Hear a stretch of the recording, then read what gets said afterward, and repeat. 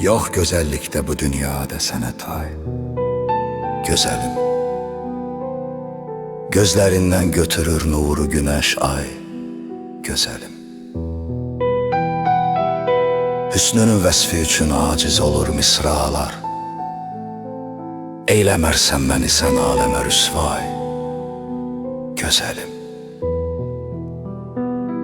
o cəmalın məni sərməst eləyib ey dilbər. Yox əlacım deyəsən, dözməliyəm day. Gözəlim, İçmişəm badi eşq, firqətə yox təbu təvan. Qışdan al ömrümü gəl eylə bahar yay. Gözəlim, İstərəm vəslinə yetmək həmin ol dildarın. Gəl nəsib et xuda ömrümə bir pay. Gözəlim,